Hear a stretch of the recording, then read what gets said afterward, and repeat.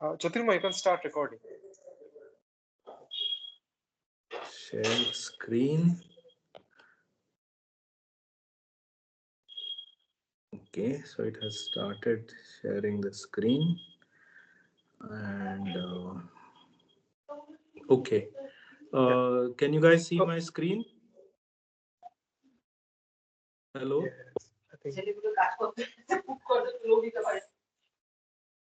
Yes, we can see that.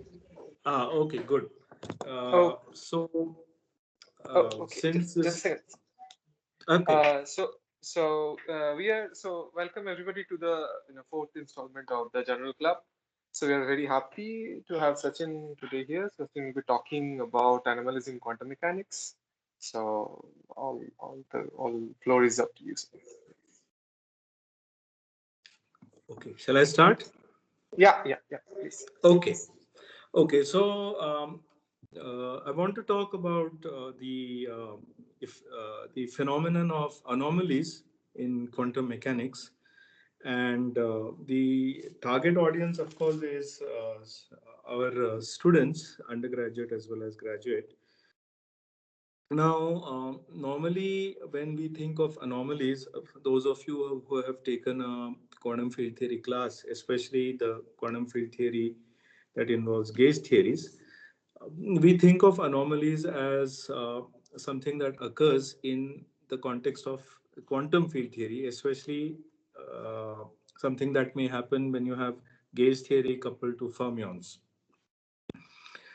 What I want to show you is anomalies can occur in quantum mechanics as well, and show it to you by a few illustrative examples.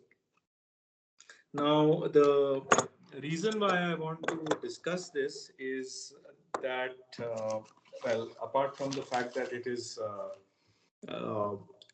somewhat counterintuitive for us to think, when one realizes that this can happen even in quantum mechanical situations.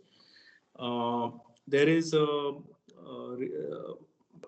set of papers followed coming from the work of Gayotto et al.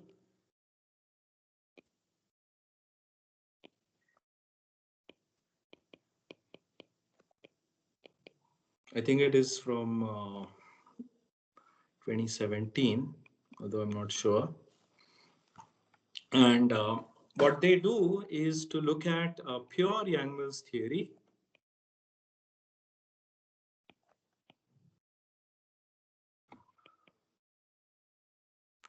And they add to it the theta term.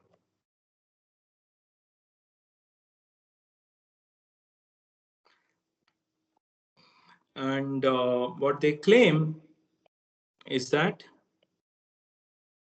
they claim to show is that the theory at theta equal to pi has a degenerate ground state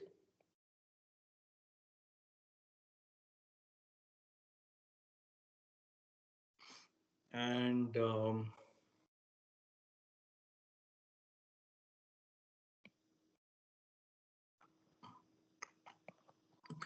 the ground state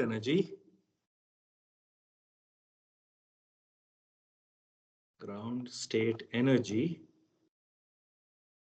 has a cusp-like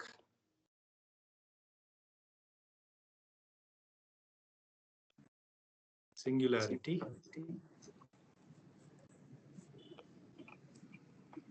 at theta equal to pi.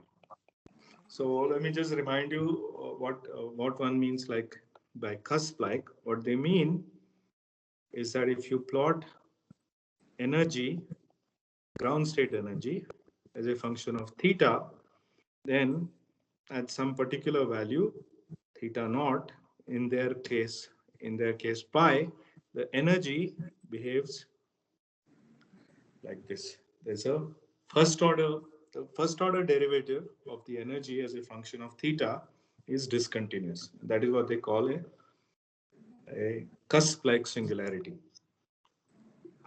Now, a substantial part of the argument that Gayoto and his collaborators give is based on the intuition derived from the quantum dynamics of a free particle on a circle. So, uh,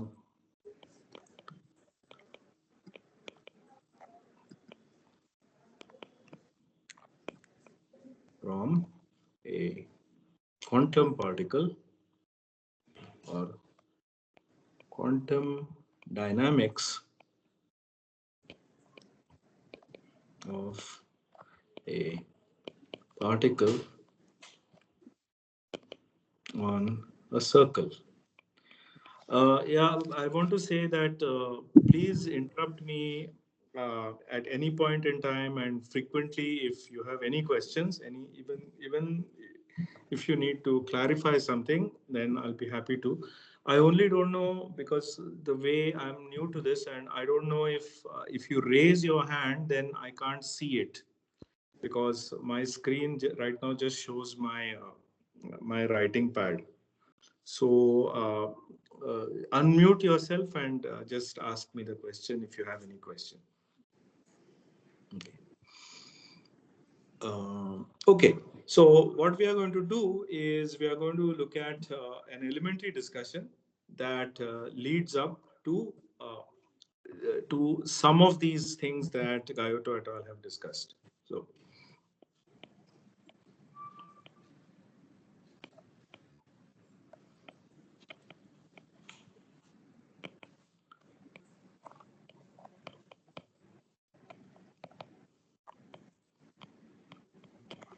But before we begin, I want to point out that very often when we are first introduced to quantum mechanics, um, it is the typical, I shouldn't say typical, but one of the popular way to introduce quantum mechanics is via matrix mechanics. And for instance, if you look at Feynman lectures, then Feynman says that you should present quantum mechanics in a way that challenges your intuition to the maximum.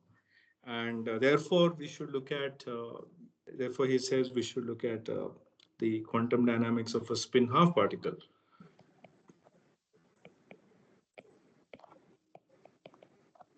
But matrix mechanics, and this is, for example, in Feynman.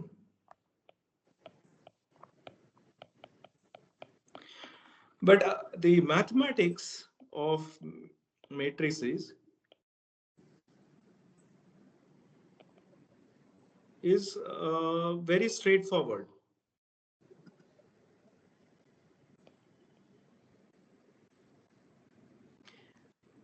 Is just the linear algebra as applied to finite dimensional vector spaces. So, you know, very obvious definitions of um, um, matrices in terms of matrices in the context of matrices, very obvious definitions of transpose, complex conjugation. Then if you want to diagonalize, then diagonalization, even exponentiation.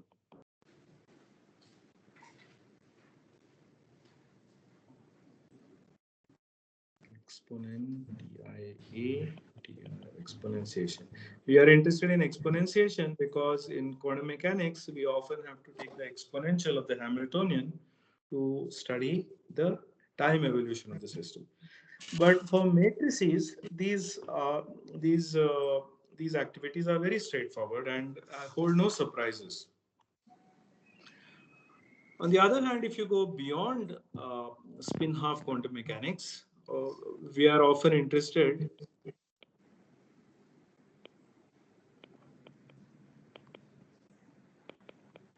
in, for instance, free particle.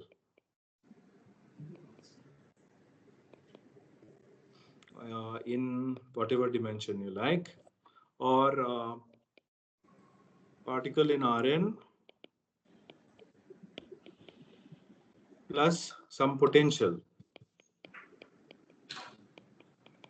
For example, the potential could be of the type, you could be studying the simple harmonic oscillator, or you could be studying the Coulomb problem,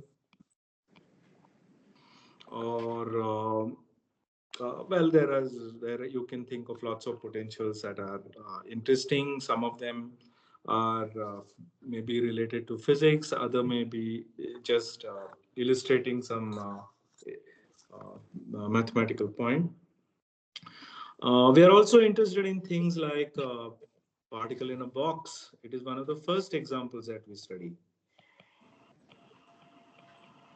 So for a box of size L, or a particle on a circle,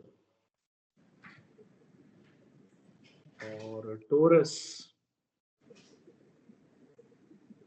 or some sphere. Okay, and the list can go on.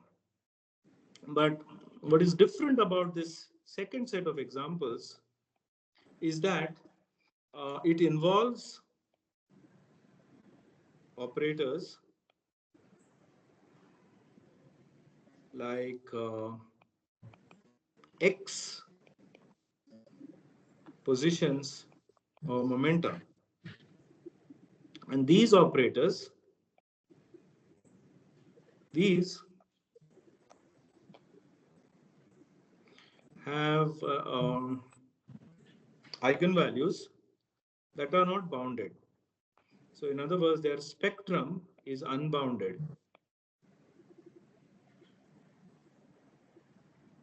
For example, if you're on the real line, the position of the particle can take any value between minus infinity and infinity. And if you're, or again, if you're on the real line, then the momentum can take any value between, if you take into account the sign of the momentum, it can take any value between minus infinity and infinity. And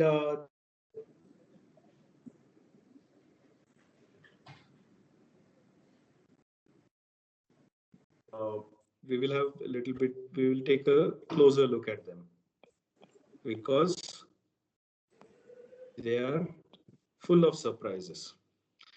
And unbounded operators require special care. And let me show you why, starting off with the simplest example of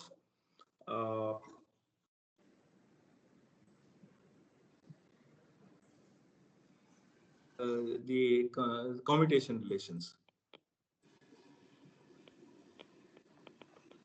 The standard commutation relation tells us that the commutator of x and p is IH bar. Now, if we thought of x and p as just infinite dimensional matrices, then if you take the trace on both sides,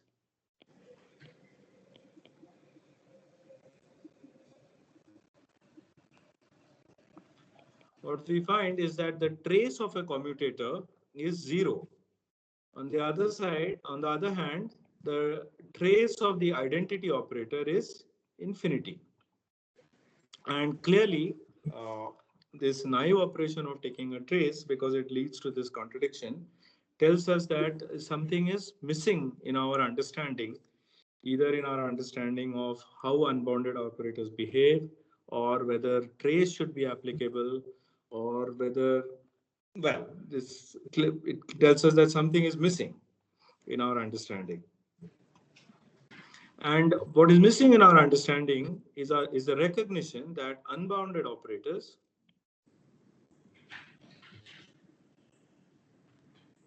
cannot act on all vectors of the Hilbert space.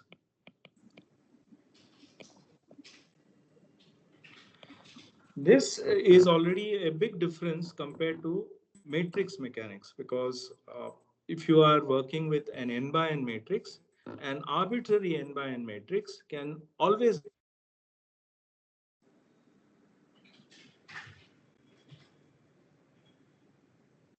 This is not so. And let me give you one example. And after this example, we can, I'll pause for a few questions. Let's consider a wave function which belongs to the Hilbert space. And the Hilbert space is nothing but square integrable functions on R.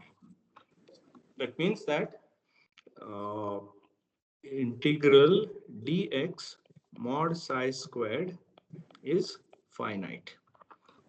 Okay. Now let's take a particular. Let's take a particular wave function which will illustrate the point that we want to make. Okay. So suppose you have some uh, region between minus a and a. A is large, and between this, the wave function takes this form, and outside a and minus a, it dies off. Okay. Now, because the wave function is normalizable, if I look at this quantity, integral dx mod psi squared x, this I can write as integral minus a to a mod psi squared dx, and this is of course finite.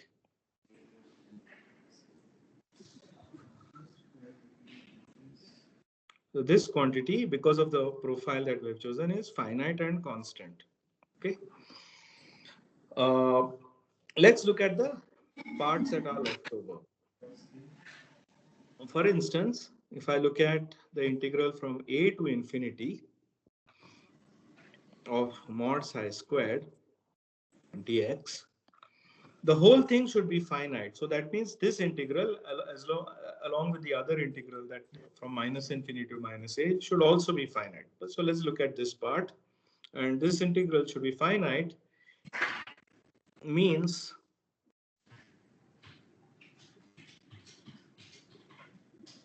that mod psi squared should go for large x only as bad as only as bad as 1 over x to the 1 plus epsilon, right? Because if it went like 1 over x, then its integral would go like log x, and that would blow up for large x. But if it went like 1 over x to the 1 plus epsilon, then it would be normalizable. And this mod psi squared, the fact that mod psi squared should go like this applies at both ends. Okay. So this is so we are choosing a wave function which behaves like this, which goes like 1 over x to the 1, whose mod squared goes like 1 over 1 plus 1 over x to the 1 plus epsilon. But suppose we want to suppose we look at another wave function which is nothing but x hat multiplying our original wave function psi. Now it's easy to see that chi no longer belongs to the Hilbert space, because if we compute its mod squared, then this is nothing but integral minus a to a x squared mod psi squared plus minus a minus infinity to minus a plus into a to infinity of the same thing. This quantity, of course, is finite. But you can see that this integral a to infinity is not finite, because the integrand goes like, so this goes like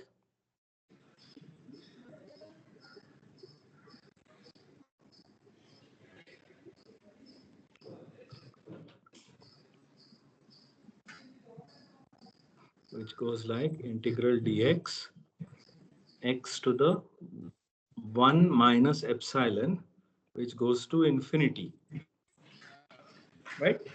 So you can see that x hat, the operator x hat, it kicks psi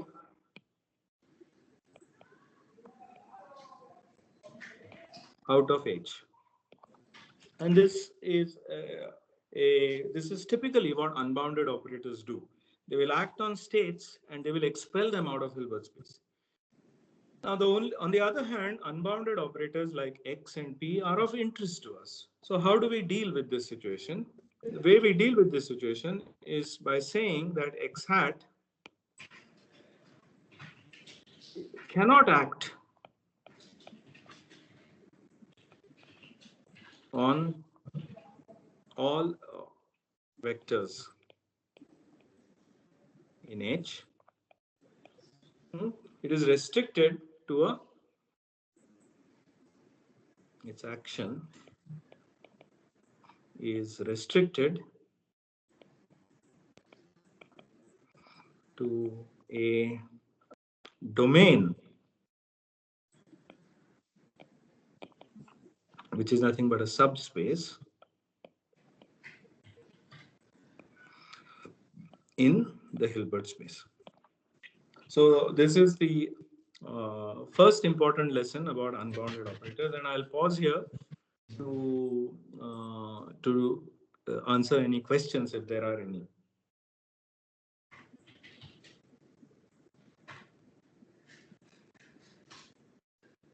Hello?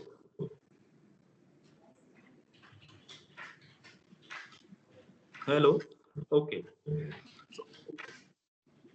Okay, is there a question? Okay. So let me go on.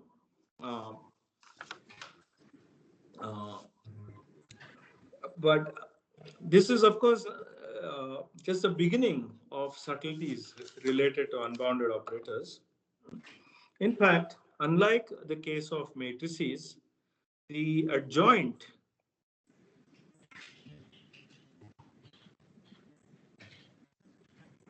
O dagger of an unbounded operator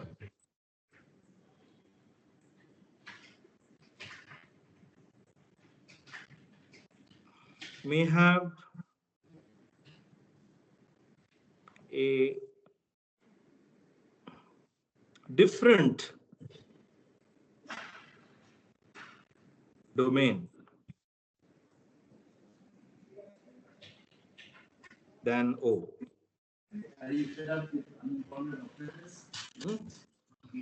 Now, in matrix mechanics, we know how to take the adjoint. The definition of the adjoint of an operator for infinite dimensional Hilbert space is the same. It is motivated by how you take the adjoint in finite dimensional spaces. And the definition of adjoint is as follows. If I have an operator O and it is defined on some domain D of O, then compute the following scalar product.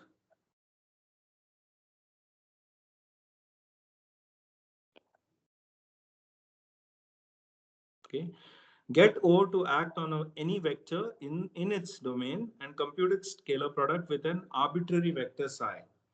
And this allows you to define the action of O dagger on psi through this relation. This has to be true for all vectors belonging to the domain of the operator O.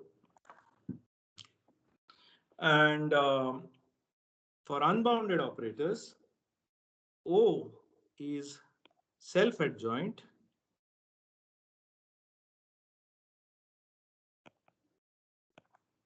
if and only if the domain of O is identical to the domain of O dagger.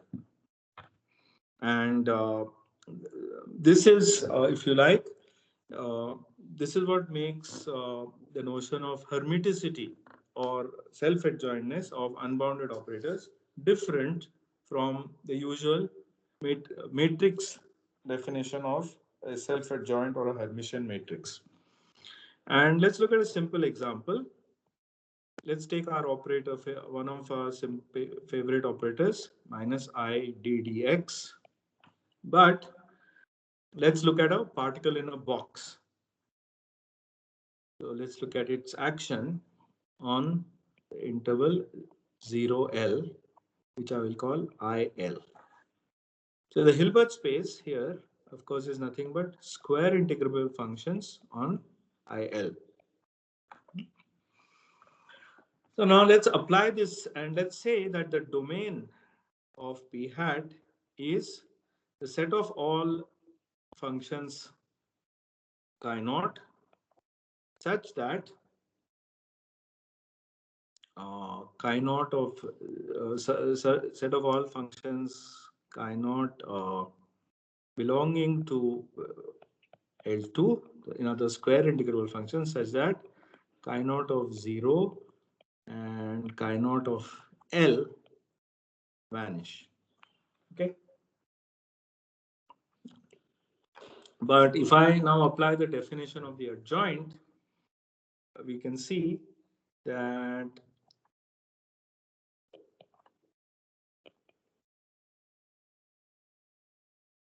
so this left hand, this quantity here is nothing but the scalar product of psi with P hat chi naught, right?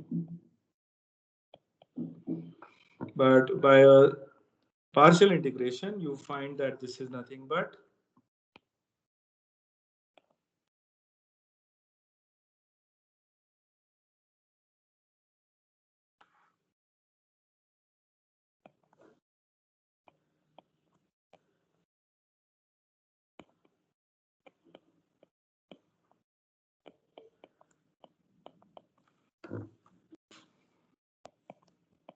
so this is our definition of P hat dagger psi chi naught.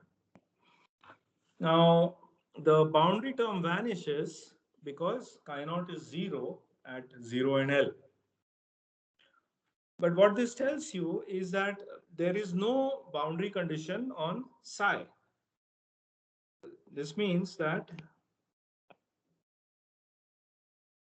psi can take any value at the 0 and L. So that means that the domain of P hat dagger is bigger than the domain of P hat. So in fact, for a particle on an interval, the momentum is not a Hermitian operator.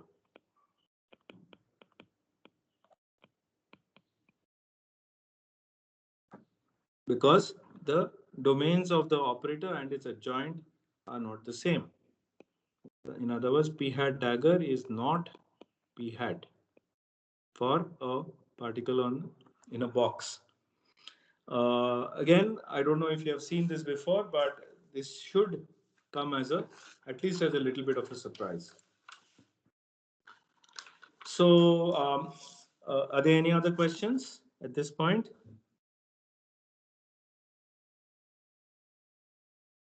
Hello? So there are no boundary conditions that will make this P dagger equal to P on an interval?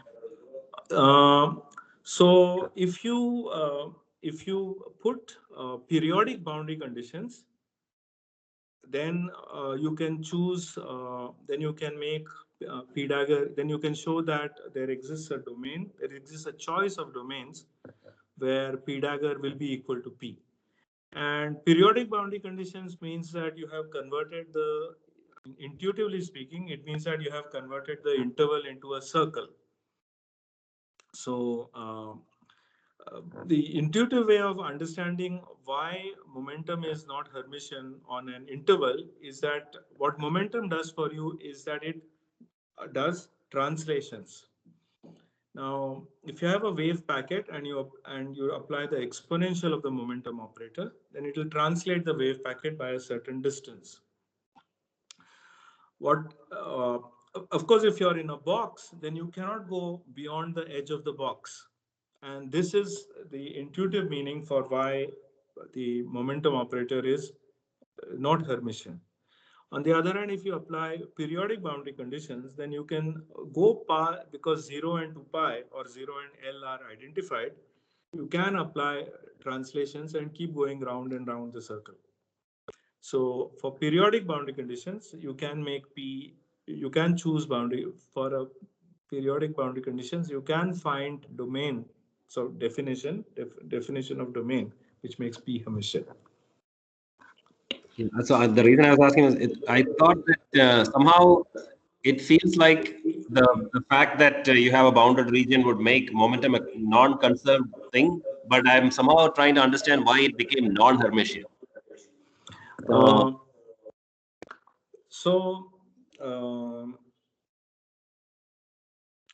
Okay. Now, yeah, I mean, if it is it's not. Yeah, I mean, I don't want to distract your talk, but maybe yeah, I can talk. I will try to think of a more intuitive argument. Apart from the fact that the fact that the domains are different it may not be satisfactory. May not be satisfactory intuitively. So that's why I said that momentum can be used to translate the particle, but because the region is finite, you cannot translate it beyond the edge. On the other hand, if the region is, if you connect up the beginning and the end of the interval, then you can translate it again. Right. So it is. So it is Sorry, actually. The situation is a little bit stronger than what Chetan was thinking. That not only is momentum not conserved, but we cannot even start discussing the question of what is momentum of a particle. Yeah, Sorry, exactly. Exactly. That was my concern. Yeah. Yeah. There was another question.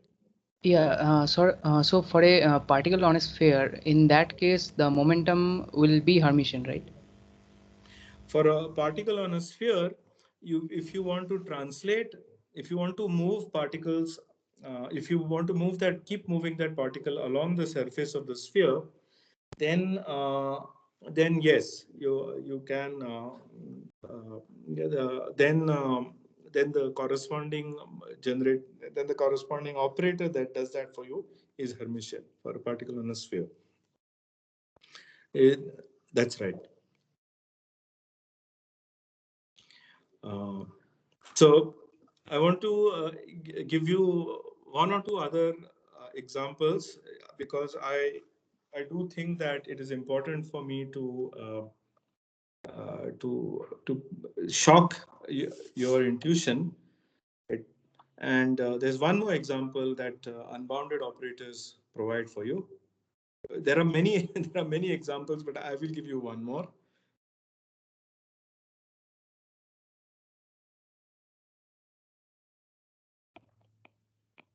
And so again, let's look at a particle in a box, 0 to L. And let's look at the Hamiltonian. This is our favorite example. This is the example that perhaps is the first non-trivial example that maybe many of us studied when we encountered quantum mechanics. So let's say that the Hamiltonian is p squared by 2m, and I'll choose m equal to half. So Hamiltonian, let me just say, is p squared, which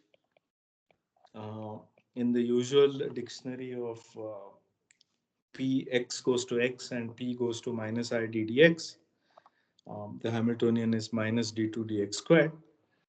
And it's a simple exercise for you to solve for the so before you solve for the eigenvalues and eigenfunctions, you decide that you're looking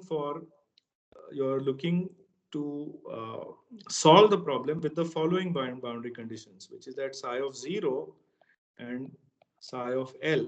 The wave function vanishes at the two edges, and we motivate this by saying that the wave function outside these regions is just flat out 0.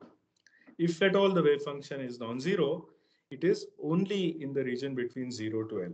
But outside these regions, the wave function is 0, and in particular, the wave function is 0 at 0 and L.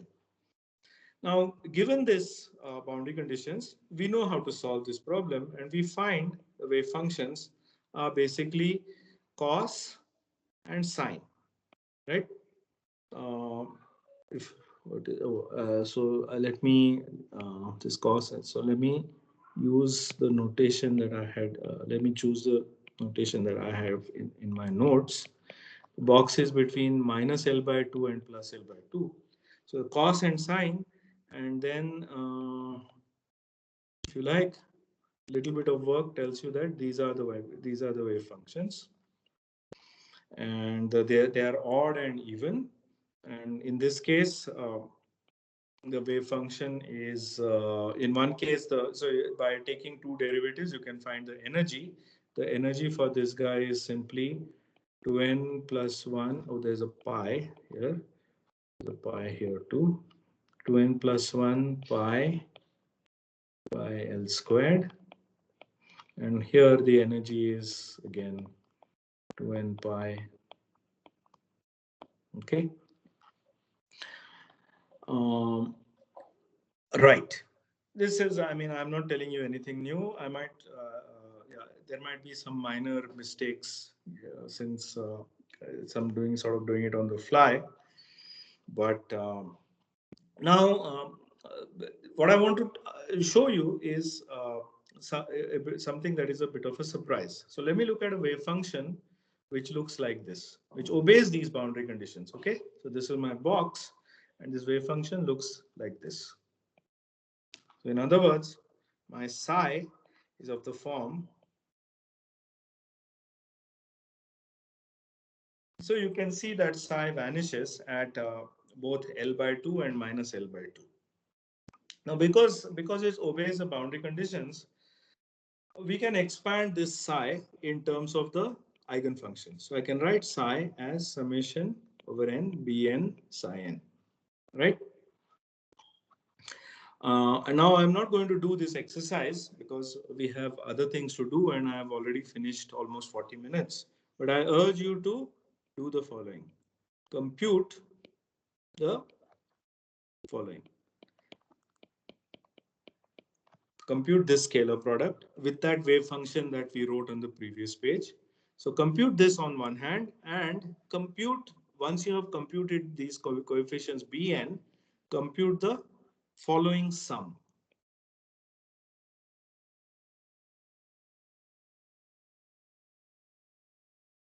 Okay. You will find that these are the same.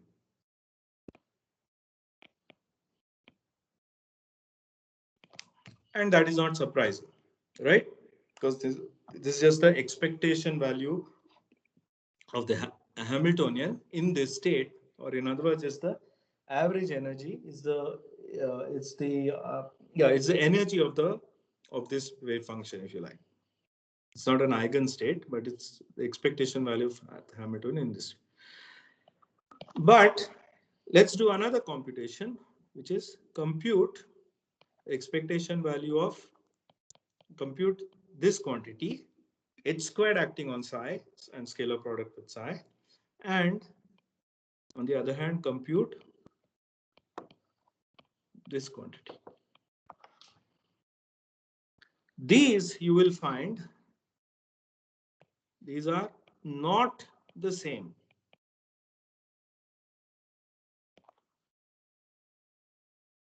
Okay, so in other words, now there is nothing wrong. I mean, this is not a trick. This is not a. I mean, it's not like we have missed a factor of I or a factor of half. We have not made an error. Okay, these two quantities are not the same. So what you realize is that it means that psi has a well-defined average energy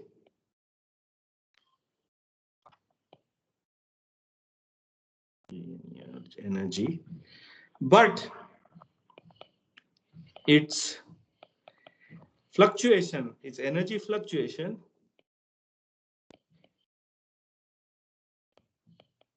is, which is h squared minus, is not well defined.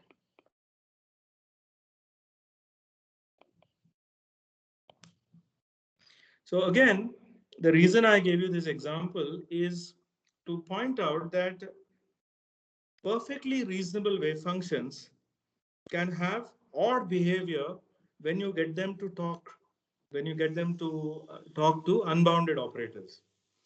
And I call this odd behavior. There's nothing wrong with this calculation. It just means that this particular wave function that I wrote out here, this psi, does not have a well-defined definition for fluctuation in its energy. So this is another example of a situation where uh, unbounded operators, working with unbounded operators, throws up surprises that we did not expect. So maybe I can pause here again and ask if the people would like to ask me something either about this example or about anything related.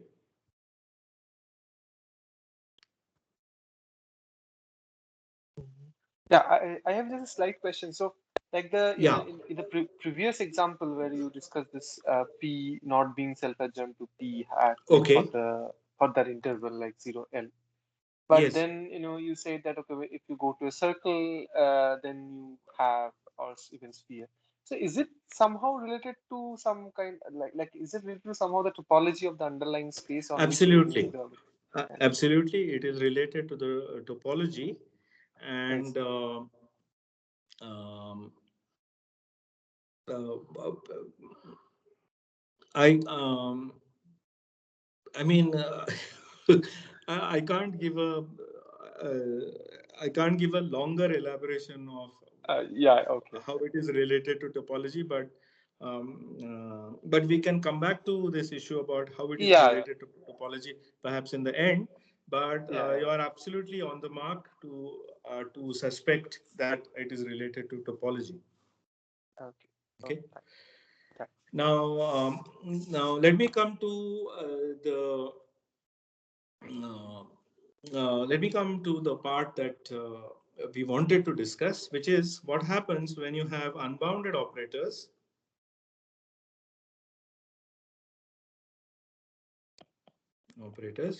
and you have some symmetry.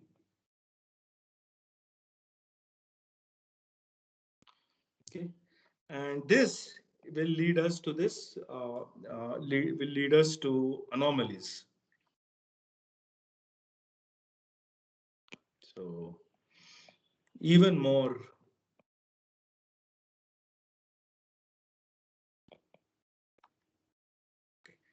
So for that, let us discuss a particle on a circle.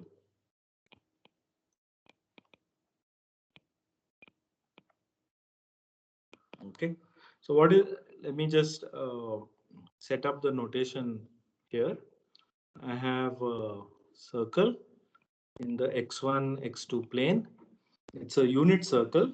It doesn't really look very good, but to well, let me write out the unit circle, and I'm going to work with the angular coordinate like phi, where the exponential of phi is related to x1 and x2 as such as I've written. Okay. On a circle, the operation of in 2 dimensions, the parity operator or parity operation is done via this activity, which is it's an operation P which takes the point x1, x2 to the point x1 and minus x2. This is the standard definition of parity in 2 dimensions. If it was in 3 dimensions, then you would put a minus sign for each of the coordinate. So for the angle phi, so this is since x2 goes to minus x2 and x1 remains the same, under parity e to the I phi goes to e to the minus I phi, right? Now let's look at the dynamics. So let's say we have a point particle, free point particle. This classical equation of motion is nothing but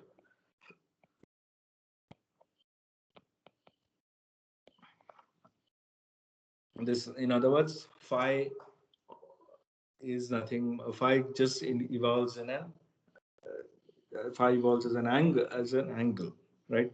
So the solution is very simple. It tells you that phi dot equal to constant and so on. Okay. What about quantum mechanics? In quantum mechanics, the free particle is described by the Hamiltonian minus d2 d phi squared, right? And the Hilbert space is nothing but square integrable functions on S1, which is that is the set of nothing but the set of all wave functions psi such that this integral is finite. These are our L2 functions. Now this H, the Hamiltonian, is unbounded. So we must define its domain.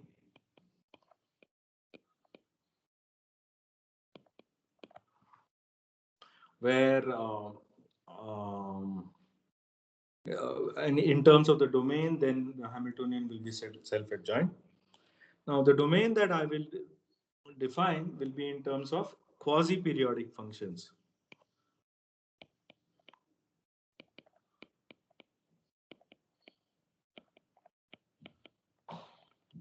So what do I mean? These are functions that satisfy this relation.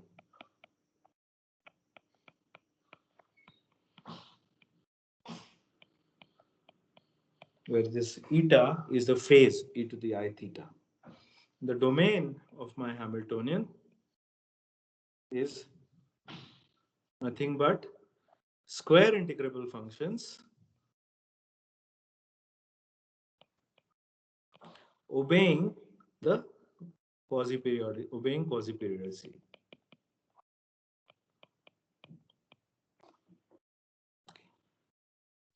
So now it's not difficult to work out what the spectrum of this Hamiltonian is. So we just solve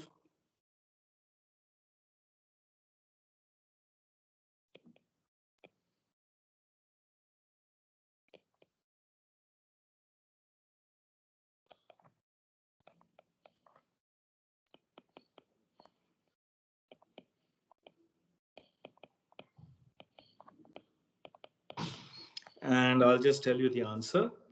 The wave functions are, and they come with a label eta and an integer label n, and they are simply of the form e to the I n plus theta by 2 pi phi, where n is any integer. Okay. Now the psi n, these psi n etas form a complete set. As you know from your from your quantum mechanics class. So any wave function chi belonging to the Hilbert space can be expanded as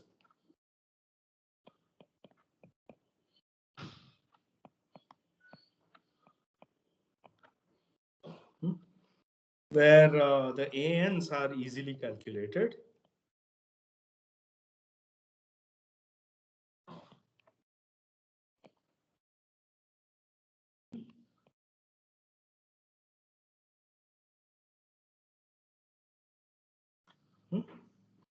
And when we write this equality, chi equal to sum over n an chi, an important point here is that the convergence is not pointwise as it is in Taylor series, but the convergence is in the norm.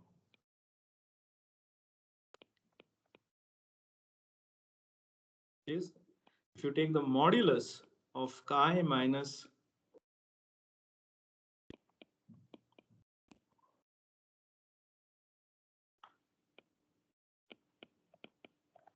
if you take this modulus, and in other words, if you cut off if you take only a finite number of these wave functions and then take that cutoff to infinity, then this number, this real number, which is the difference between chi and the approximation, this goes to zero. Sorry, this goes to zero. This is the meaning of norm convergence. So if we chose a different eta, which I call eta prime, then the spectrum would be different.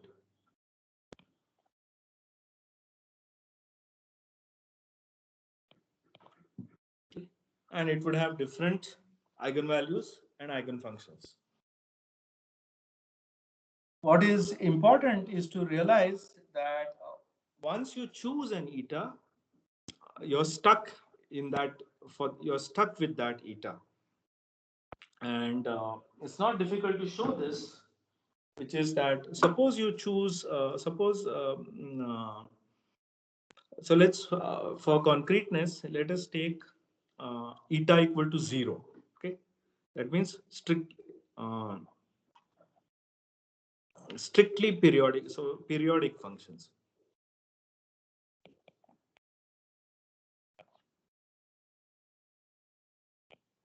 That is psi of 0 is equal to psi of 2 pi.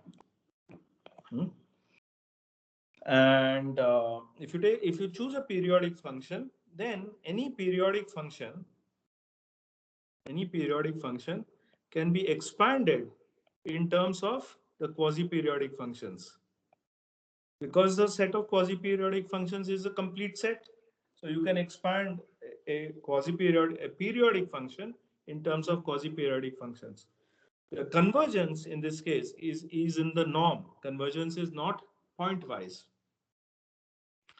So when you compute the energy of chi in the sector eta, you will find that just like the example that we did here, just like the example that we did here, we will find that the energy is energy of a periodic function in the sector where the Hamiltonian has eta not equal to 1.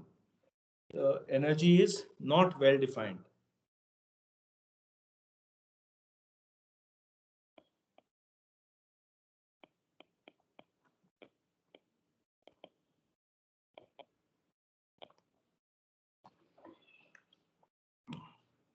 Okay. So now I want to I am coming to the, it's almost 5 o'clock, so I want to ask, I will tell you briefly about the symmetry, and before that, let me see if there are any questions. Can you just remind me what point-wise convergence was? So point-wise convergence means that so point-wise convergence is, for example,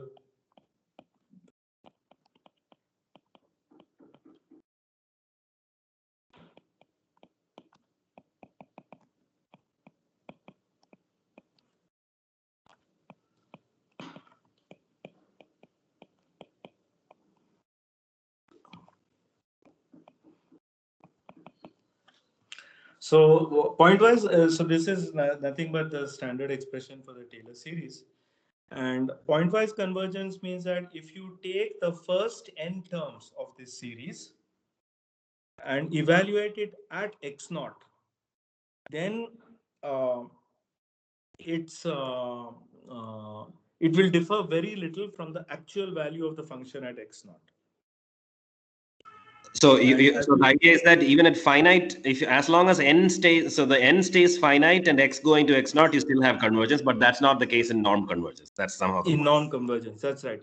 Because Right. I mean, non-convergence is in some sense a global property, but because when you take the norm, you are computing the integral of this quantity, right? Because the norm is defined, norm of psi or norm of psi squared is nothing but integral 0 to 2 pi mod psi squared dx, right?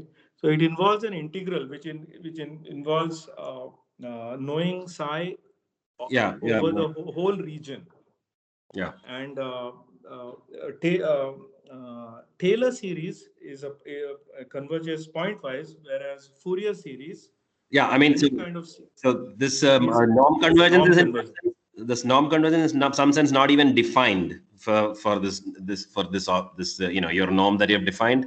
The point-wise convergence is not even really defined in some sense. That's right. I mean, yeah, you can ask whether the function. You can always ask whether the function converges pointwise, and you will find that generically it does not. Uh, so let me say that a little bit better. Let me say that if the function that you are expanding is in the domain of the is a quasi-periodic function, then you can have pointwise convergence. But you could expand a function which is not in the domain, and that will definitely not have pointwise convergence, although it will converge in the norm. And this yeah, so in quantum mechanics, most of the time we make expansions of wave functions in terms of a complete set. So when we say that this wave function is approximately equal to this this sum of wave functions of some basis, we always mean norm convergence. Sorry, does that answer your question, Chetan? Yeah. Thanks. Okay. Okay. So this is for pointwise convergence. Okay.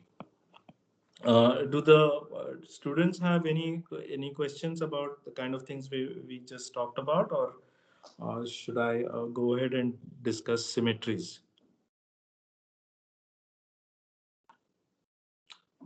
Okay. Uh, Now, what is a symmetry?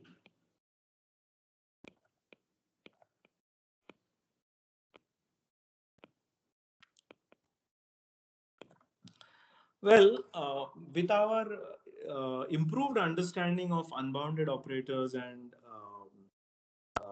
unbounded operators and their domains, we can ask what happens to the notion of symmetry that was first, that what happens to the definition of symmetry that was first told to us.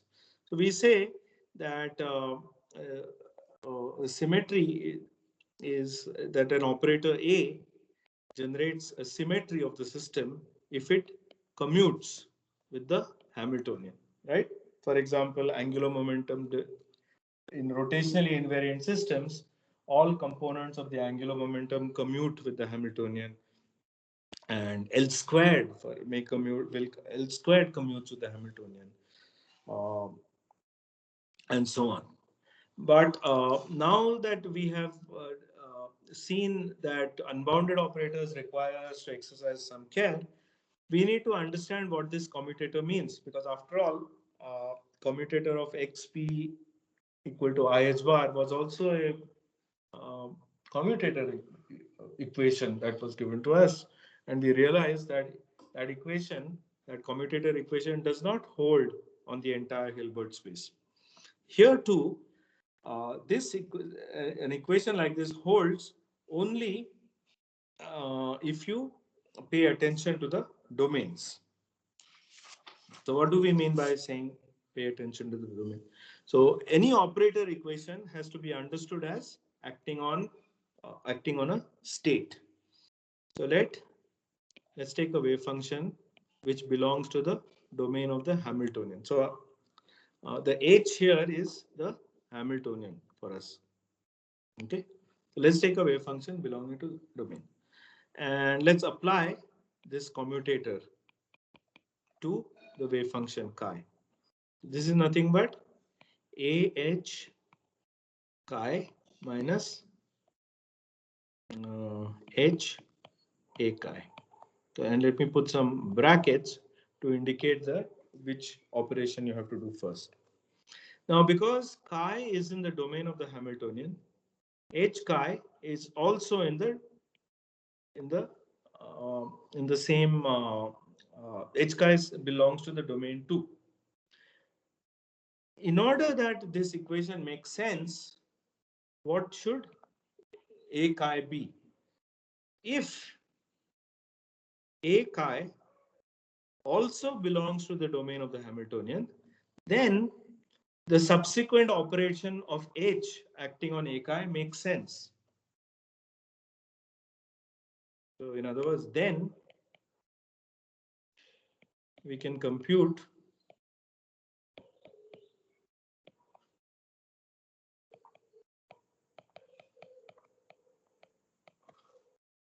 okay. Of course, this may or may not vanish, or it may vanish only on a subset of guys. But nevertheless, this commutator exists. On the other hand, if A chi does not belong to the domain of H, then the commutator is not even defined.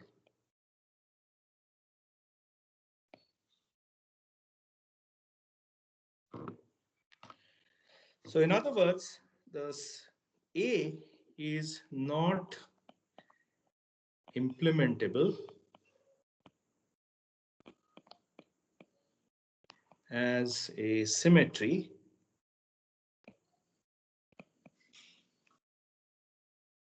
on the Hilbert space.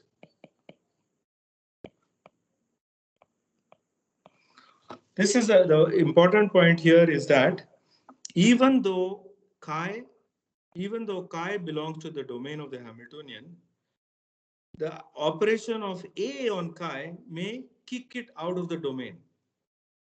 If it gets pushed out of the domain, then in this computation of the commutator, H will not be able to act on A chi. And therefore, the commutator cannot even be defined. And this is the situation where the symmetry generated by A is not implementable in this quantum system, in the Hilbert space. And this is when we say that the symmetry is anomalously broken.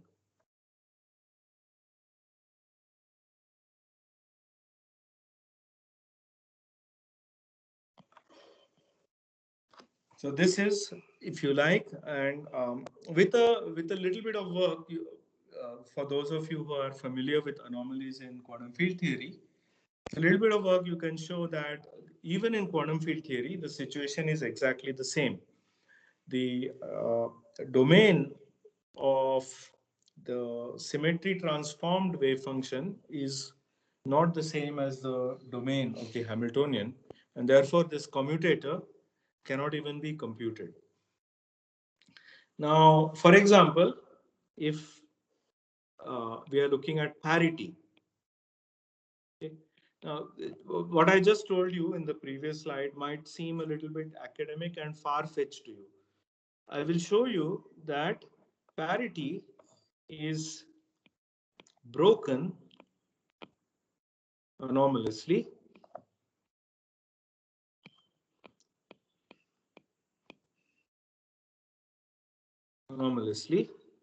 whenever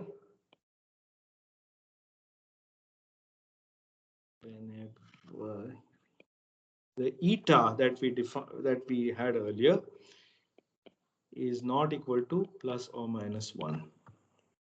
Okay. Notice that this issue is purely quantum mechanical. In classical dynamics, this issue does not arise. So let's look at parity again. Remember what parity does for you. It takes e to the I phi to e to the minus I phi, right? That's what we saw. It takes x1, x2 to x1 and minus x2. In other words, it takes e to the I phi to minus e to the I phi. So if you have a function on the circle, then what parity does for you is that if you have a function psi and you apply parity to it and you evaluate it at a point phi, what you get is nothing but the function at 2 pi minus phi, because that's what parity has done to the coordinate, right? So this is how parity acts on functions.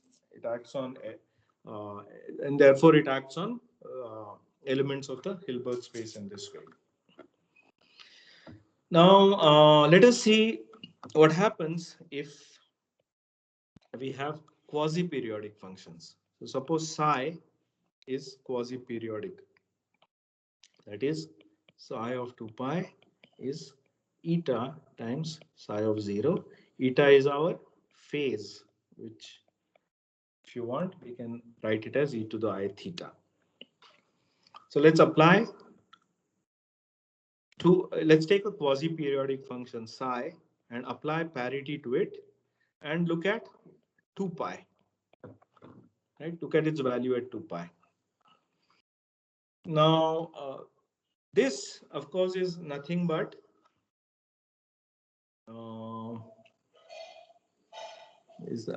nothing but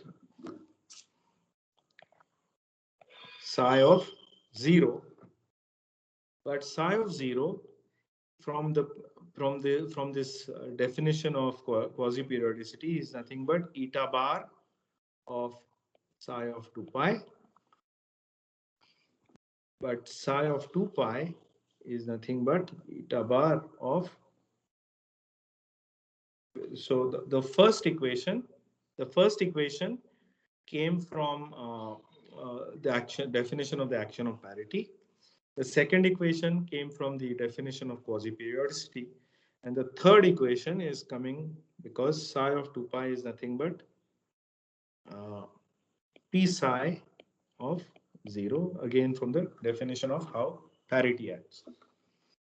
So what this tells you is that the parity transformed wave function evaluated at 2 pi is eta bar times the parity transformed wave function at 0. So this should be compared and contrasted with the definition of the wave function. It's the wave function itself, which is quasi-periodic in eta. But what we are seeing is that the parity transform wave function is also quasi-periodic, but in eta bar.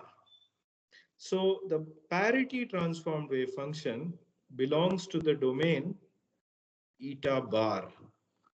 And this means that from the argument that we gave earlier, that about computing the commutator of parity in the Hamiltonian, this means that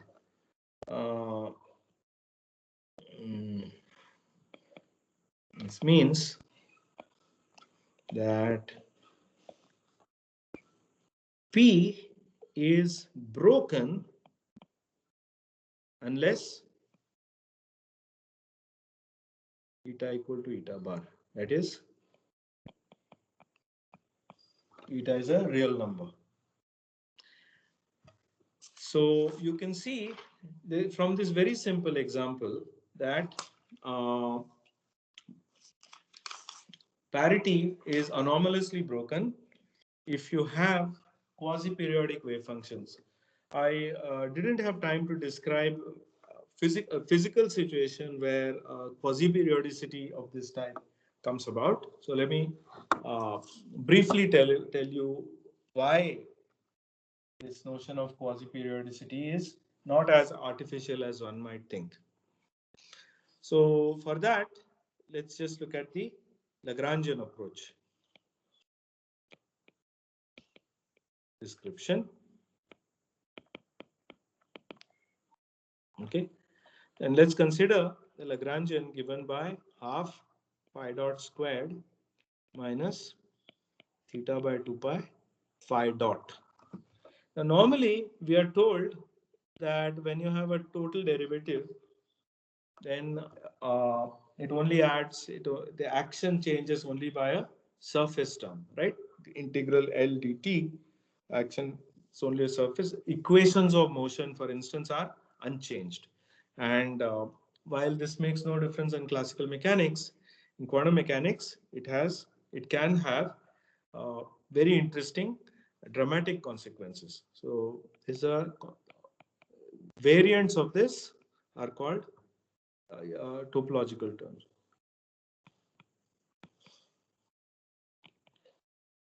For instance, the Chern-Simons term is called a topological term. Is a topological term when you're discussing gauge theories. Now, if you construct the Hamiltonian out of this Lagrangian, and with a little bit of work, very little bit of work, you find that the Hamiltonian is just p phi plus theta by 2 pi, the whole square. And if you look at periodic functions,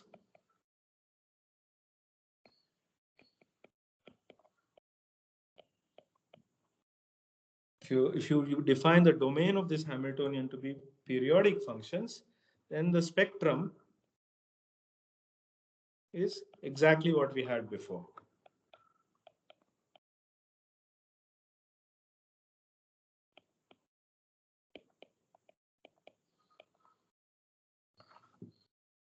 Here, domain of H is periodic functions.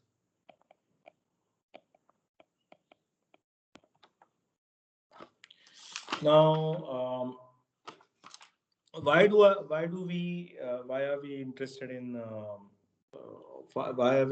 in particle on a circle? Well, first of all, I hope that I have communicated to you this very important fact in this very simple system, which is the idea that symmetries can be broken anomalously, which is we saw that when the wave functions were quasi-periodic. Now this model of a particle on a circle with this topological term is actually a simplified caricature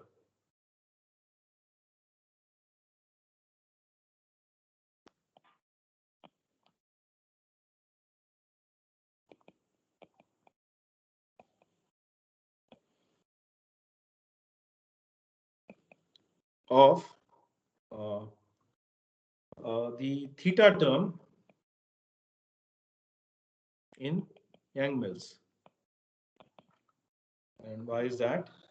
If you look at the Lagrangian, which is integral E3x trace of E squared minus B squared plus theta by 32 pi squared. I can't swear the I cannot be sure of the numerical value of the coefficient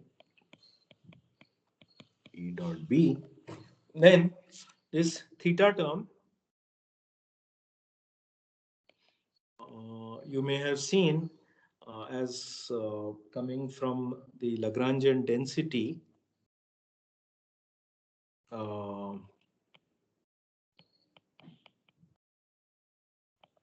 F mu nu F rho sigma epsilon mu nu.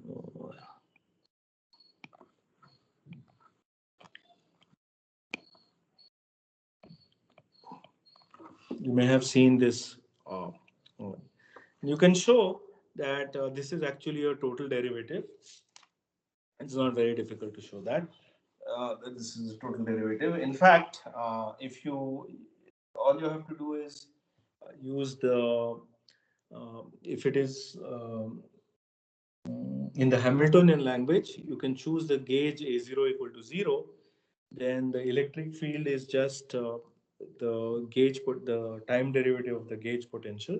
And then you can write the theta term as a total time derivative.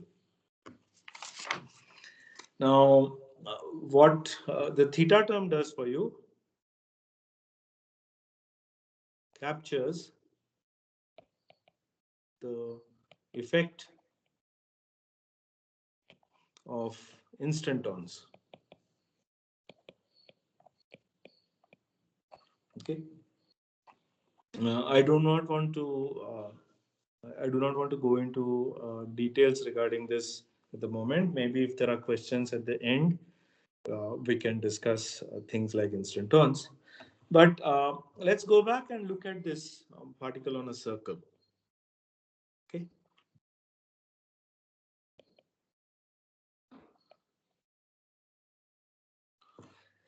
The energies, remember we found the spectrum En was nothing but n plus theta by 2 pi the whole square.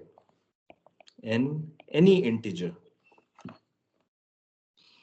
So let's look at what the energies look like for small values of n. No, for example, if n is 0, is nothing but theta by 2 pi squared. If n is 1, then it is 1 plus theta by 2 pi squared. If n is minus 1, it is squared.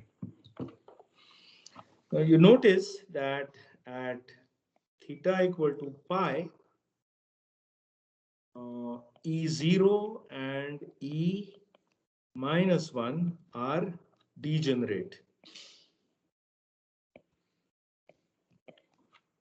Okay, so if I make a picture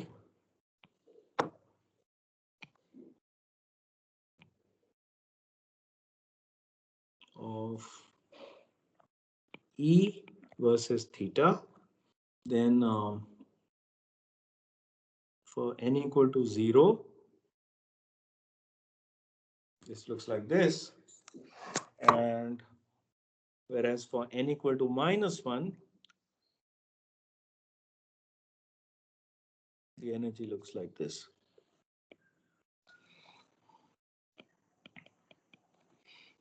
And at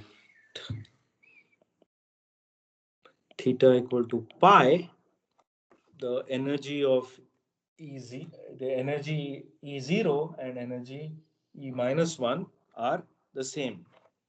The wave functions, on the other hand, are distinct. So for n equal to 0 and theta equal to pi, the wave function psi, I'll just call it 0. Psi 0 is nothing but e to the I, n is 0, I phi by 2, think. Right? On the other hand, for n equal to minus 1 and theta equal to pi, you can compute psi minus 1, and again you can see that it is nothing but e to the minus I phi by 2. So the wave functions are indeed distinct, but the energies are the same. So what has happened is that if you can do a thought experiment in which you change theta slowly, then the energy, the ground state, if you focus on the ground state, then the ground state, which is non-degenerate, as long as theta is not equal to pi, becomes degenerate at theta equal to pi. So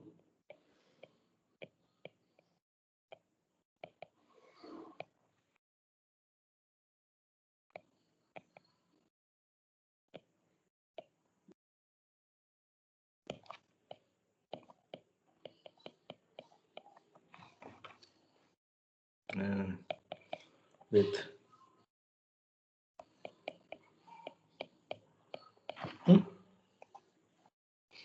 and you can see that if you plotted the ground state energy as a function of theta, that is, then you will see this behavior. See that this is the ground state energy. The lowest energy has Eg as a cusp at theta equal to pi. And this is the example. In fact, the example of a particle in a circle on a circle is discussed in considerable detail by Guyotto et al. In their appendix. They use the intuition that they derive from this to argue that Yang-Mills theory, in particular, SU2 Yang-Mills theory with the theta term turned on, has a cusp singularity at theta equal to pi, and the ground state is actually degenerate. So I think I will stop here because, well, I'd like to see if there are any questions. And if there are no questions, then I will make a few remarks for closing. But yeah, so let's see if there are any questions. So was this last part you kind of motivated by saying connecting with the quasi-periodicity condition, but I did not see quasi-periodicity using it anywhere here. Did you use it? Oh, so here, so maybe let me say that again a little bit. Maybe let me say that a little bit better. In general, the psi naught with a non-zero value of theta as the form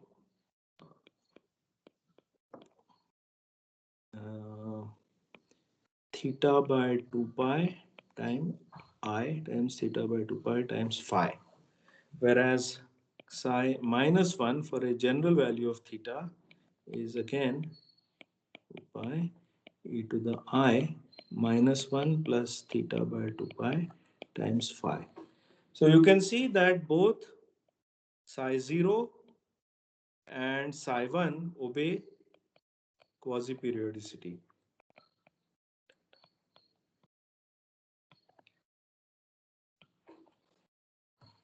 And similarly for psi 1 or psi minus 1.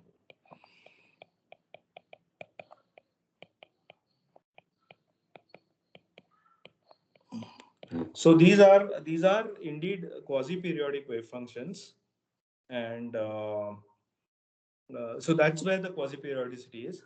Now, Right. if you look at these wave functions at theta equal to pi, you will get the wave functions that we wrote here. Yeah.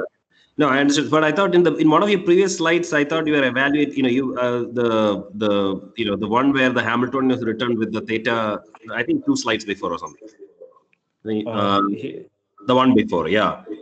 Here, this one? Yeah, here you are writing down. Here the functions are periodic, right? Here the functions are periodic, absolutely. But so maybe I should I will mention this, but let me show you what it is that I was referring to. Yeah. I was referring to Yeah, this I understand. Hamiltonian. Yeah. This Hamiltonian with quasi-periodic wave functions like this. Now, there is a simple relation between this Hamiltonian that I wrote down. So let me go to a new page. Let me write here. So there are two situations. First is that the Hamiltonian is minus d2 d phi squared, and the domain of the Hamiltonian is quasi-periodic. Yeah. Okay. I think I understand. Yeah. Okay. So, but other one has a shifted Hamiltonian, but Yeah. And the second situation, so I will say this slowly because I think the students may want to understand what's going on. The other Hamiltonian is this one, and the domain of this Hamiltonian is periodic wave functions.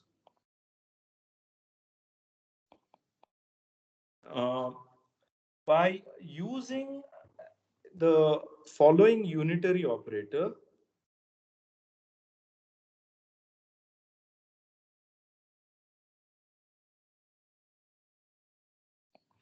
you can go from one Hamiltonian to the other.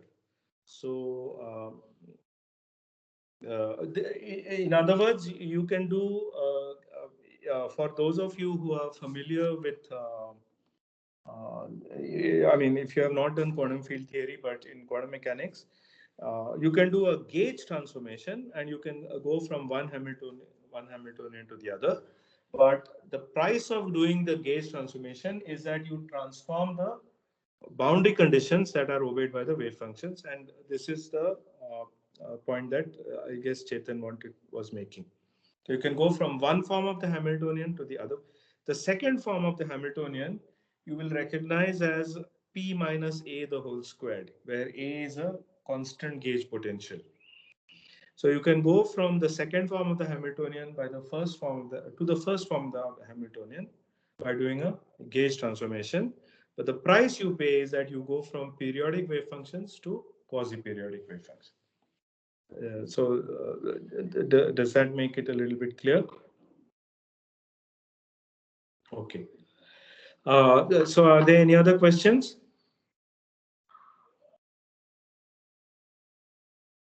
Yeah, I mean, the second form of the Hamiltonian, I guess, just a comment, it occurs in particle with the magnetic field, right? Absolutely. Thank you for reminding me.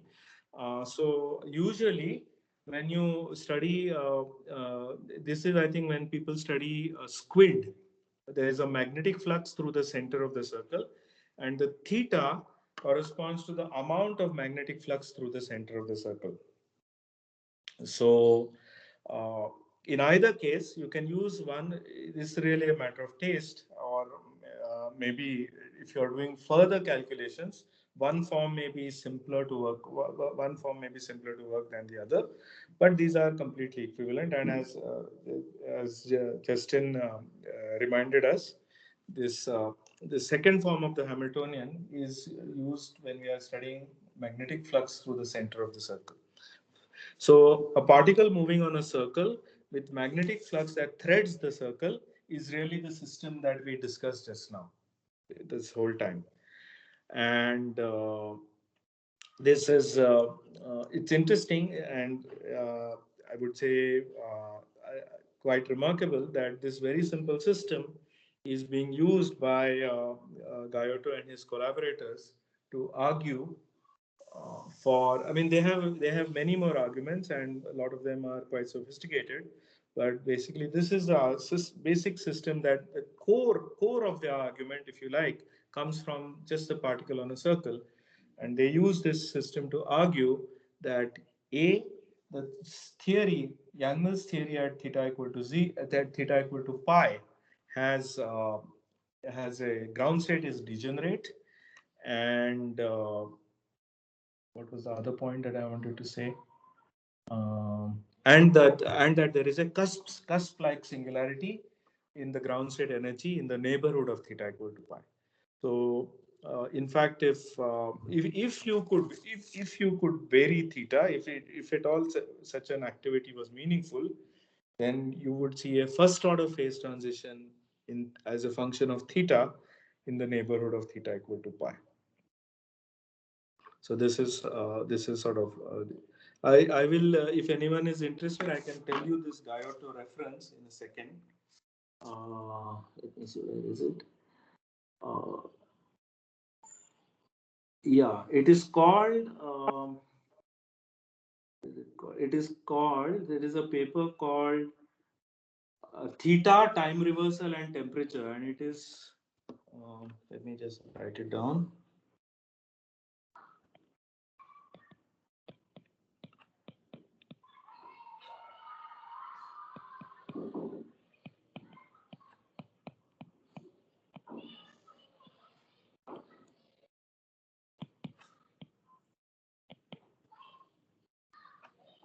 Cyborg.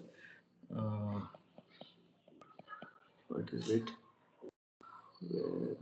CHEP-05 091 2017, and this example is discussed in quite some detail in their appendix. Exactly this example, but the way it fits into but the way it fits into their main arguments is discussed in the main part of the paper. So right. So since it is Okay. a fairly sorry, go on. Yeah, I was. So, in a sense, this like adding this theta term is giving a non-trivial phase structure in the, I mean, in this theory, or even in the Yang-Mills kind of Yeah, so sense. it has been an old and outstanding problem to try to understand what is the nature of the quantum theory, quantum Yang-Mills theory, when the theta term is turned on. And Yes. there has been a lot of discussion over, I would say, many decades now, maybe two, 3 decades, ever since people realized that theta term can do interesting things for you. There's been a discussion for many decades now. Now, people have pointed out that you can study CPN models, because in many ways CPN models have a very similar behavior to Yang-Mills theories. For example, they can show confinement and so on. So people have studied CPN models and hoped that the intuition and lessons from CPN may be carried over to Yang-Mills theory and so on. And the Seiberg and Guyotto and his collaborators would like to argue that this is indeed a distinct phase of Yang-Mills theory, possibly accessible at high temperatures. So, does that answer your question? Yeah, yes. Okay. And another question I was just asking, I was interested that, so this analysis that you did, so for example, on this particle on a circle, but suppose I go to, let's say, particle on sphere, but when I go to Okay. 2 dimension, I can have more than one, so I can consider particle on a sphere, but I can also consider particle on a torus. So You can do I expect consider either of the cases. Now it yeah, turns out that for a particle on a torus, you can have a flux threading one of the cycles and a I different see, flux threading the other cycle, the other of the I cycles. see. So instead of Okay, theta, you have two I see, fluxes, theta 1 and theta I 2, see, and I you see, can play more complicated games with them. I But see, I see, I see. the basic story, I mean, the story is complicated, but the skeleton of the story, the main idea of the story Uh, is this one. I see, I see. Okay, okay. So, so yeah, so you can do it on more. That's absolutely right. You can do it on Okay. uh, other topologies also. Oh, okay. Yeah. Thank you. Yeah. And so I thought I would just end by pointing out that the different thetas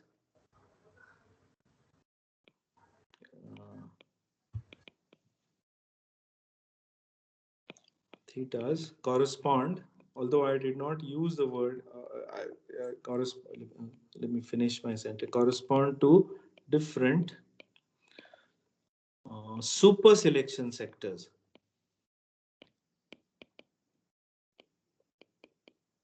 Okay. I did not use this word super selection sector, this phrase super selection sectors today. So I won't say much more about it. But what parity does for you is takes you from one eta to another eta, or one theta to another theta. So parity is an operator that takes you from one super selection sector to another, whereas Hamiltonian dynamics is always stuck in one super selection sector. So if you like, this is another way to think about anomalies, which is that if you're stuck in one super selection sector, or if you're stuck with one theta, Hamiltonian dynamics will never make you move out of that super selection sector.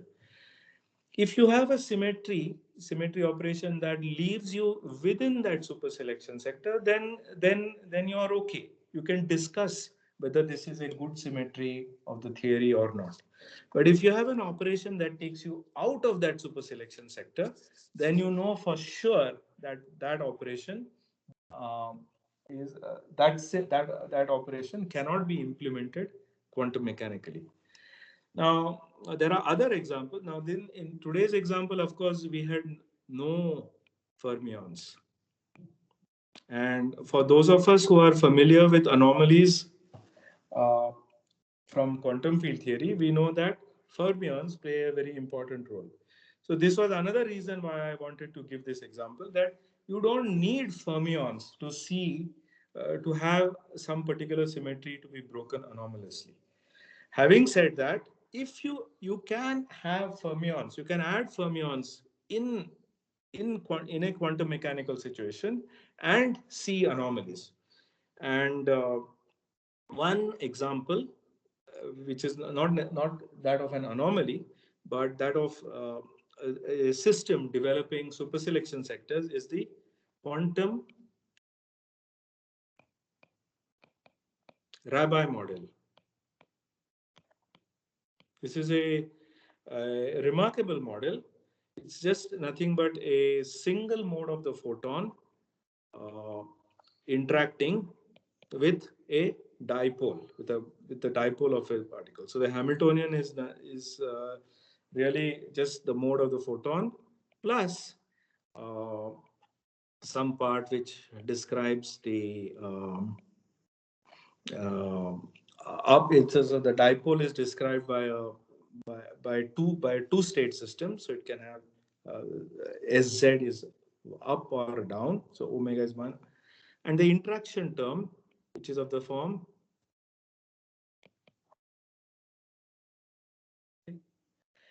and it turns out that this system develops so this system develops superselection sectors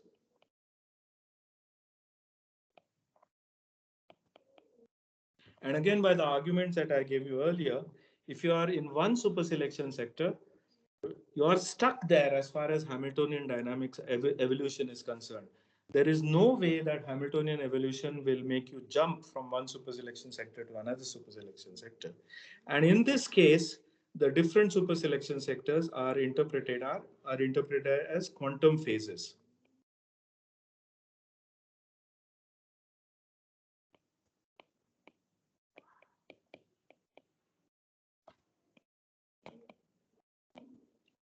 So a very simple model like this, just a harmonic oscillator talking to a spin half develops superselection sectors and therefore has quantum phases. And I think this was shown only very recently by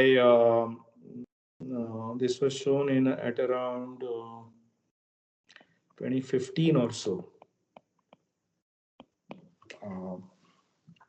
So again, I want to say, I brought this example up. So if anyone is interested, I can tell you the reference. I can.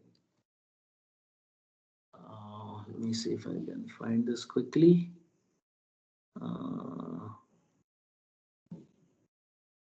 Okay. Yeah, here it is. It's because I know that people like now they study. Why is this not working? Okay. PRL 115.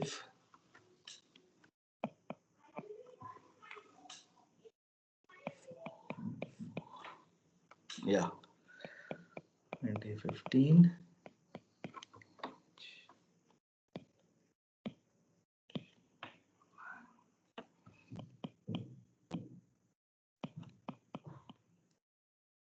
Okay. So this is another situation where in quantum mechanics, you can see that because of emergence of superselection sectors, you can have quantum phases. And last, a small amount of advertisement of our work some years ago with Mohul Pandey, we showed that Yang-Mills matrix model plus massless Weil fermions again develops. There are superselection sectors,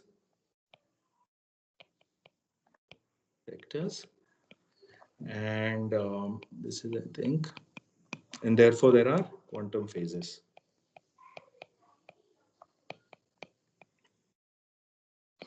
Okay, so I will stop here. I'm sorry I took 15 minutes more, but if there are any questions, I have nowhere to go because I am already at home, and I'm sure many of you are also already at home. So I'm willing to answer questions for as long as there are questions. So, I have a general question. yeah, tell me. So this, this way of looking at anomalies in terms of the unbounded operators, can one? Is there a way in which one can argue for gauge anomalies in this way? That you say that the theory itself is not consistent in some sense. Yeah, even for any anomaly, there are to discuss an anomaly there are two ingredients. One is the symmetry that you are studying, whether it is a good symmetry or whether it is anomalous. But what is important is how it talks to the Hamiltonian, because the question really is whether when you apply the symmetry transformation to the wave function, the transformed wave function, whether it still belongs to the domain of the Hamiltonian or not. And let me see who has. There is an old paper by Alvarez Gaume and Nelson called Hamiltonian Interpretation of Anomalies. I think from 91. There is only one paper they have together. So if you look for it, yeah, I think I'm familiar with that paper. What I'm saying is that if, for instance, for a gauged quantum mechanical system, is it yes, considered that the gauge charge itself will, will basically not be, will not have it will be unbounded basically, unbounded, and it won't have that's well defined. Yeah, that can happen too, and that has been shown again long ago. One important example that has been studied long ago, I think in the mid 80s, is by Manohar and Nelson and Mukunda Bal and his collaborators. These two groups simultaneously showed it, and they looked at the example of a colored monopole. And they showed that the color transformation is not implementable in the quantum theory, precisely because it changes the domain of the Hamiltonian. So there by color we mean the non-abelian gauge group. So Yeah.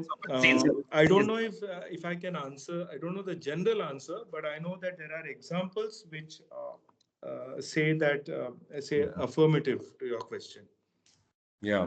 So because, for instance, there are simple quantum mechanical systems which are, for instance, these SYK-like models, which are very simple quantum mechanical systems, which you can argue from a purely Hamiltonian language that they don't have a Hilbert space, basically, if you really quantize them. So it would be interesting to see from this angle whether you can see that the charge is. That's a good point. That's a good point. I mean, in fact, the Alvarez Gomez Nelson, and there is also a paper by Rabinovici, which is they are kind of related to this sort of models in some of them. I mean, Rabinovici especially. So when is this? I haven't seen this particular way of tracing anomalies. That's why it's looked kind of interesting to me. Yeah. What is the rough time of this Rabinovici paper?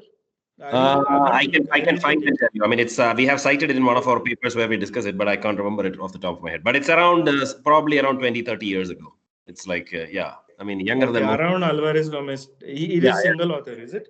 No, it's not. Rabinovici and somebody else. I mean, I looked at it like. Okay, if you can send me the reference, that will be nice. Yeah, I can send it to you. So yeah.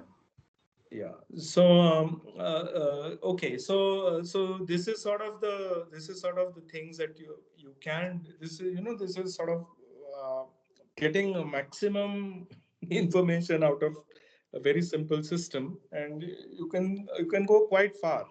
And the nice thing about it is that it captures the essence of the underlying physical phenomenon, which is basically that whether the symmetry transformation leaves the domain of the Hamiltonian invariant or not. If it does, then it has good chance. It has a chance of being a good symmetry. But if it does not, it is definitely broken anomalously. Yeah, it's a very simple way of looking at it, but I find it somehow puzzling because somehow in quantum field theory you kind of come across anomalies in terms of an absence of a regulator and so on. So here, it's so much simpler in some way, but I don't see the connection immediately. Yeah. So actually, it turns out that we are writing this work up, but we found that there is we can prove the existence of the chiral anomaly, the usual ABJ anomaly, when you have massless Dirac fermion coupled to the Yang-Mills matrix model. And again, you find that so there you can actually derive a version of the standard index theorem, which tells you how the number of zero modes of the Dirac operator are related to the instant-on number. And the reason why I bring this up is that to prove that anomaly, it is very hard to do it by doing domain type arguments, what I showed you today.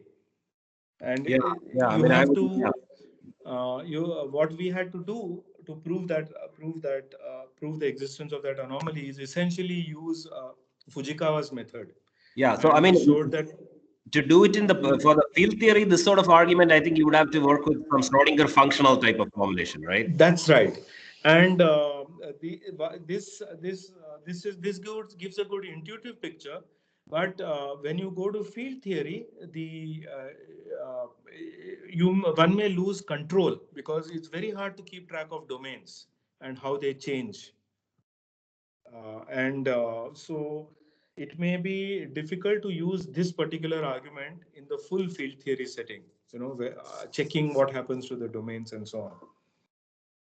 I guess that was what you were asking. Was it sort of what you were asking? I mean, loosely. I mean, it's the connection between the field theory argument and this argument seems a little bit, it's still not completely clear. I mean, it's quite to kind of clarify, but they both seem separately. They both seem equally plausible and equally nice, but at the same time, the connection is a little fuzzy. Yeah, that's right. This is you see, usually in field theory we give the whether it is chiral anomaly or gauge anomaly, we work in the Euclidean language, Euclidean picture. So the Hamiltonian has a very subsidiary role in the Euclidean picture. Here, that is why I thought that maybe if you look at Alvarez Gomez and Nelson paper, you might be able to make that connection to this language, because there they discuss anomalies explicitly in the Hamiltonian language, the standard field theory anomalies. Yeah, thanks. Yeah, sure. So I would be very interested to know if there are questions from students, because this talk was. I'm very happy that Chetan and Justin were there, but the talk was really for students. So it would be nice if they ask me questions. So if you don't have any questions just now, and if you think of questions later on, please feel free to email me or talk to me in whatever way is your favorite way. So Parthiv, I will stop here. And Yeah. Okay. since Sachin, just a curiosity. I mean, this Yang matrix model. I mean, can you add the theta term there? I mean. Yeah. So that is that is another project which is ongoing. You can add the theta term, and in the theta term is very easy to add, because you realize that it is nothing but E dot B. Dot B, yes. So you add it with the theta term, and you can actually show that it is a total derivative, and it plays a very important role that's basically in the discussion of the instantons. So the matrix model has instantons, but these instantons are in some sense very different from the usual instantons that we see. These are more like these are only finite in number, whereas in the full four-dimensional theory, you have instanton vacua that are labeled by different vacua that are labeled, gauge vacua labeled by an integer n, and then you sum over all of them, and that's how you get the theta, right? Yeah. In the case of the matrix model, there are only finite number of vacua. But nevertheless, when you couple a fermion to it, the fermion measure it becomes non-invariant under the in the presence of this in the presence of the instanton, and therefore you break the you break the chiral symmetry, for instance. So I guess you're also checking whether the ground state has a cusp or something. Yeah, we are. So we started to look at this problem because we got very good numerically. We got very good results for the masses of the light hadrons, and that seemed very mysterious, because that seems very mysterious because that is numerical. This thing is like an experiment. It doesn't. I mean, you have to understand why the model is working so well.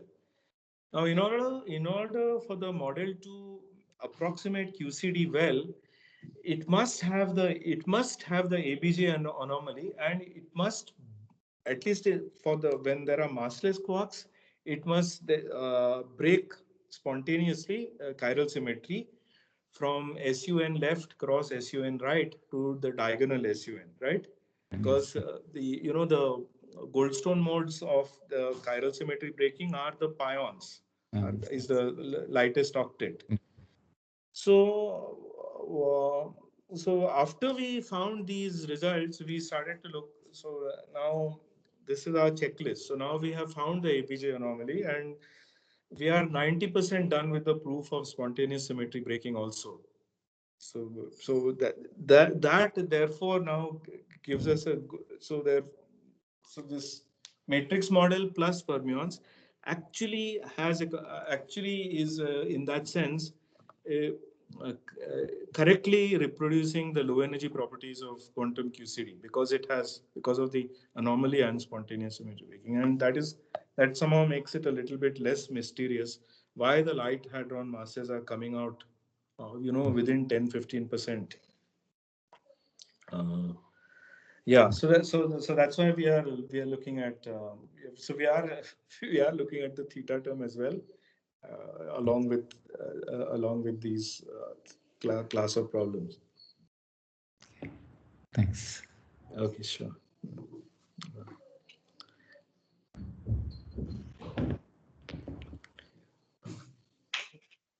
Okay. So Parthiv, over to you. Yeah. Okay. Thank you very much. So this was the last talk of this year. We will again have the next talk next week. So thank you. Okay. Okay. Thanks. So thank you very much, everyone. Thanks. Yeah. Yeah, thanks. Okay.